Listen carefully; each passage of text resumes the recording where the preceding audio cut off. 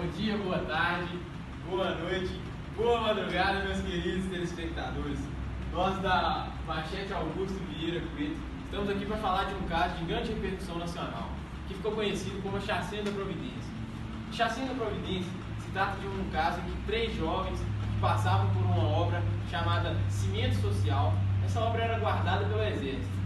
Os 3 jovens que passavam foram abordados e, diante disso, sob o pretexto de desacato à autoridade, eles foram levados pelos militares a uma favela que, segundo as testemunhas, era reconhecidamente rival à favela em que os 3 jovens moravam.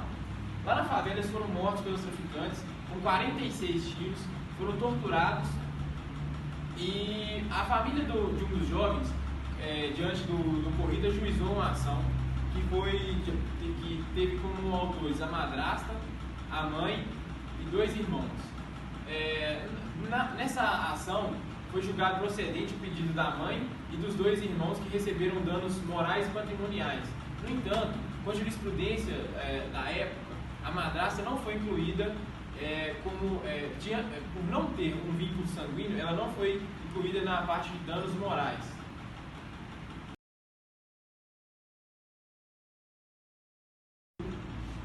Agora vem comigo, caros ouvintes. Agora vem com o pai.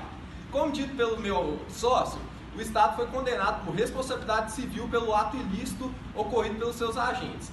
Essa condenação foi fundamentada no artigo 37, parágrafo 6º da Constituição Federal de 88. Esse artigo ele é dividido em 2 partes. A primeira parte nos diz sobre responsabilidade objetiva e a segunda nos diz sobre responsabilidade subjetiva. Então vamos lá. A primeira parte. As pessoas jurídicas de direito público responderão pelos danos que seus agentes causarem a terceiros. Como vocês podem ver, a responsabilidade objetiva não se precisa provar. Todavia, a ação foi ajuizada contra o Estado, que foi condenado por danos morais e danos patrimoniais. Então, sobre esse pretexto, ele foi condenado pela primeira parte do artigo 37, parágrafo 6º, porque se configura como responsabilidade objetiva. Sobre o dano, segundo o autor Carlos Roberto Gonçalves, ele é dividido em 2. O primeiro deles é o dano patrimonial. O dano patrimonial é a lesão contra o patrimônio, que é dividido em subcategorias. Elas são o lucro cessante, que é aquilo que a vítima deixa de ganhar em decorrência do dano causado a ela, e o dano emergente, que é aquilo que efetivamente perdeu em decorrência do dano. O segundo tipo de dano é o dano moral, que é aquele que atinge na esfera humana da pessoa, contra a sua honra, contra a sua dignidade e contra danos psicológicos, entre outros.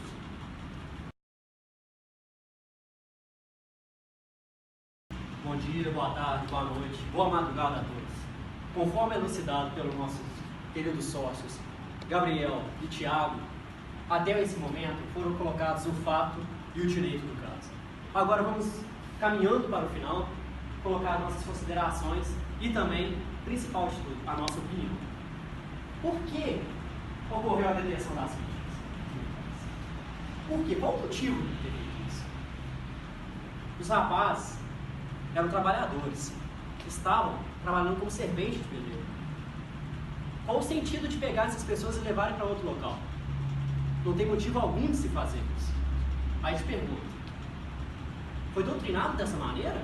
Está escrito dessa maneira na lei? Não, não está. Aqui, veja bem, responsabilidade dos atos cometidos pelo Exército Brasileiro. Qual é a função do Exército Brasileiro? É proteger fronteiras. Existem específicos órgãos da polícia que vão fazer as suas funções próprias. Que era, por exemplo, ir lá e fazer, sei lá, deter os rapazes se eles estivessem fazendo algo ilícito, coisa que eles não estavam fazendo. Um outro ponto divergente que podemos levantar, que se deve levantar, é o caso do conceito da mãe. O conceito que o STJ coloca. O que seria, por exemplo? Ele coloca uma distinção entre a mãe adotiva, madrasta no caso, e a mãe que geriu o filho. Existe essa diferença?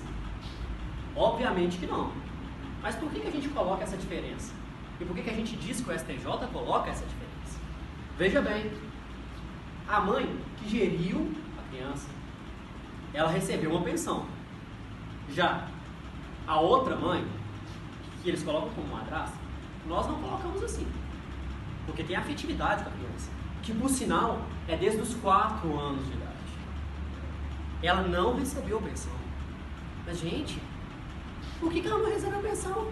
Se o próprio STJ coloca que mãe é aquela que tem afetividade com a criança, não propriamente aquela que gera a criança, e não tem sentimento nenhum, não tem vínculo nenhum.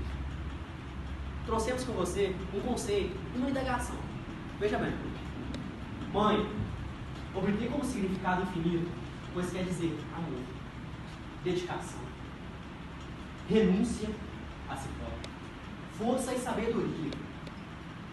Aí vem o que o próprio STJ coloca. Ser mãe não é só dar à luz. Aí perguntamos, para tanto, existe diferença entre mãe sanguínea e mãe sentimental?